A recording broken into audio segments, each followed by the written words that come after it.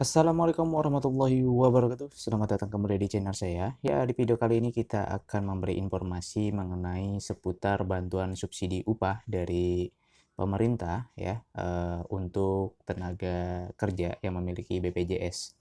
Dan bantuan subsidi upah ini adalah merupakan satu upaya pemerintah dalam rangka melakukan pemulihan ekonomi nasional dengan memberikan atau mendukung kebijakan keuangan negara untuk penanganan COVID ya.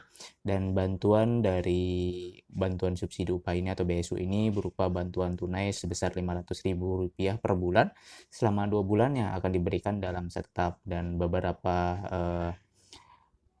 tenaga kerja sudah menerima BSU ini ya, langsung 1 juta di satu tahap ini. Jadi 2 bulan langsung diakumulasikan menjadi Rp1 juta, dan itu sudah mulai ada beberapa yang ditransfer dan masuk ke rekeningnya.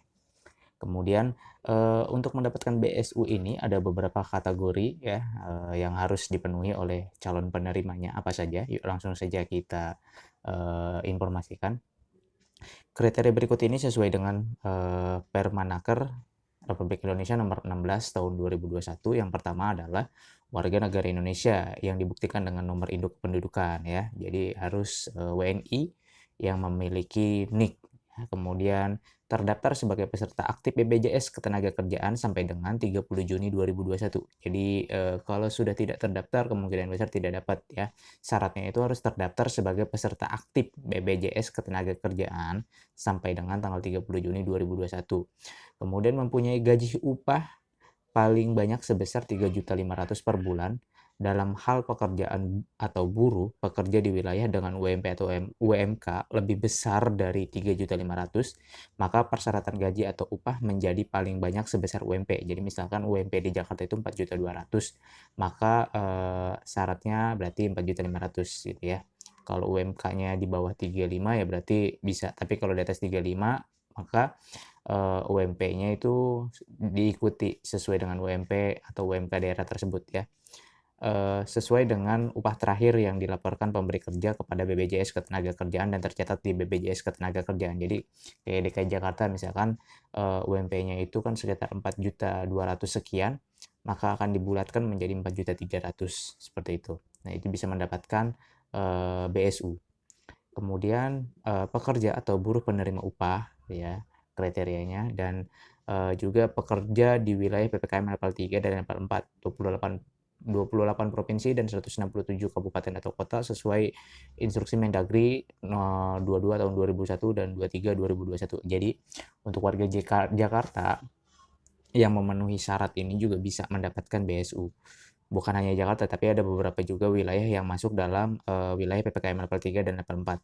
Kemudian diutamakan bekerja di sektor usaha, industri barang konsumsi, transportasi, aneka industri, properti dan real estate, dan perdagangan dan jasa, kecuali jasa pendidikan dan kesehatan, sesuai dengan klasifikasi data sektoral di BPJS Ketenagakerjaan. Jadi yang diutamakan adalah sektor-sektor usaha tersebut. Ya. Pendidikan dan kesehatan itu dikecualikan.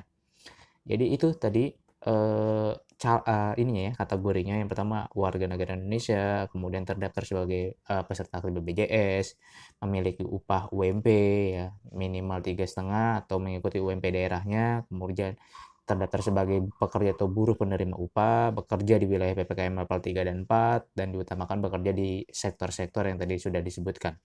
Kemudian ada tahapan penyaluran bantuan subsidi upah atau BSU. Nah, ini adalah bagan atau alurnya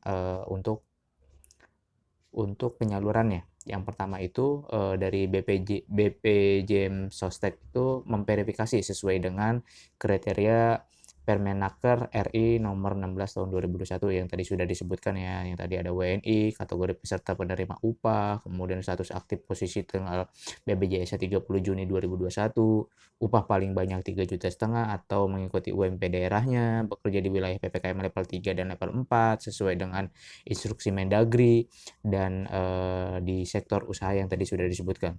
Kalau sudah masuk ke dalam kategori tersebut, maka akan divalidasi oleh Kemenaker nih ya, jadi Kemenaker itu Kementerian Tenaga Kerjaan itu memvalidasi administrasi dan pembayaran BSU ya. Data penerima kartu pekerja atau program Keluarga Harapan dan program bantuan produktif usaha mikro. Kemudian kelengkapan kesesuaian format dan duplikasi data. Kalau sudah dianggap valid dan dinyatakan valid, maka disalurkan ke Bank Himbara ya, proses pembayaran ke rekening pekerja melalui Bank Himbara, ada Bank Mandiri, BRI, BNI, BTN.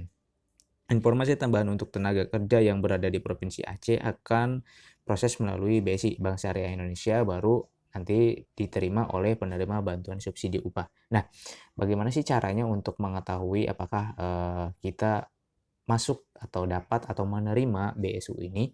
Yuk langsung saja di sini di websitenya ya. Jadi teman-teman bisa langsung ke websitenya di bsu.bbjs.ketenagakerjaan.go.id. Kemudian teman-teman bisa pilih nanti di bawah. Di sini ada, di scroll saja di bawah ya.